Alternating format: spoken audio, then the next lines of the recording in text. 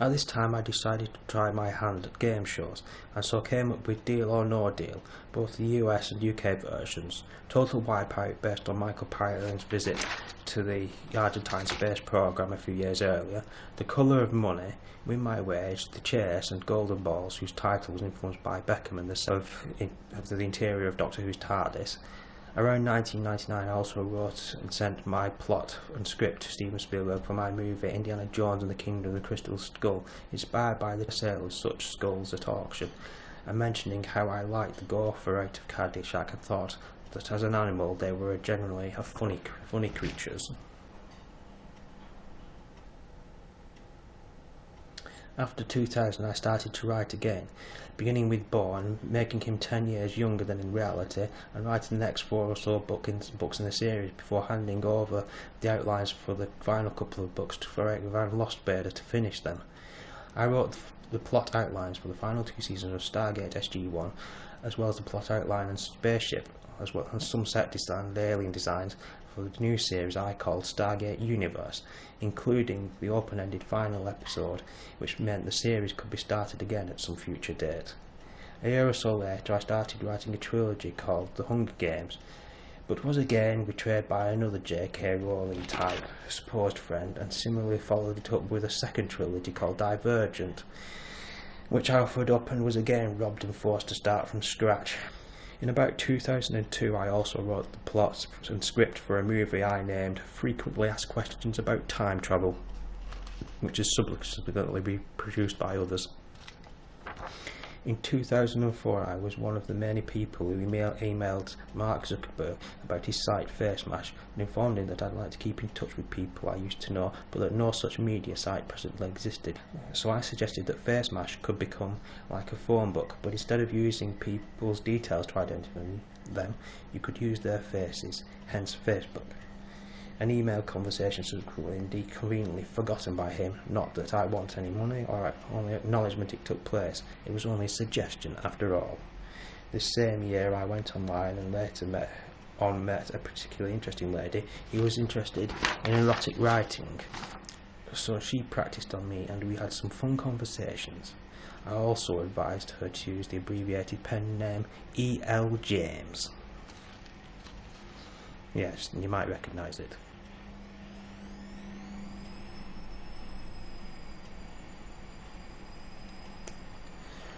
I also began writing adverts at this time, starting with Orange,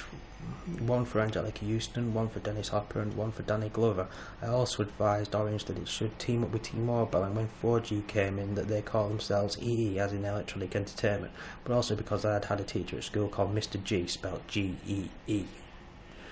Around 2004 I also wrote to the then agent of Katie Hudson and arranged to meet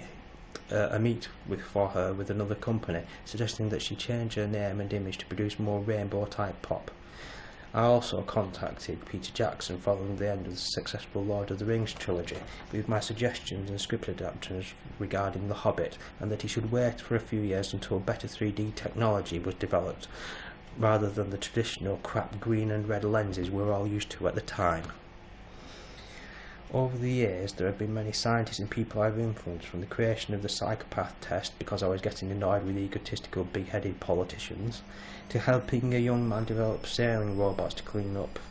oil slicks off the sea, to Italian robot scientists who I suggested should share their technology with other universities in order to speed up the development by each only concentrating on a single aspect of the design, to contacting DARPA with the basic designs for Big Dog and Little Dog, as well as the DARPA prize based on the Chernobyl disaster. And following Europe's disastrous Eagle mission, I contacted NASA in regard to the design of the self-landing rover used in the last successful Mars mission. I also contacted a lady at the London Museum to investigate my theory of where the Hanging Gardens of Babylon were actually located, in Syria. And more recently I've written to a hovercraft firm in the UK advising a T-skirt design to increase stability and enable the building of a rescue hovercraft. I have also contacted China in regard to a giant aqueduct which they are building, Dubai about a city for the future with computer controlled underground roads, and the US President Obama discussing healthcare before his recent plan was implemented. Following a New Scientist article I read, I contacted the Chicago Stock Exchange and advised they build a series of transmitter towers between themselves and New York to increase speed and therefore increase profits. And after that, they'll lay a new fibre optic cable to the north, all of which they subsequently occurred. In 2005, I wrote the plot outline and some script for the final season of Charmed, as well as the plot and some script for a movie called This Christmas. The same year I devised the scenario and plot but not the script for Reaper, which I sent to Kevin Smith. Because I had enjoyed his movie Dogma, I also wrote the book The Curious Incident of the Dog in Nighttime to show the world from the perspective of someone with Asperger's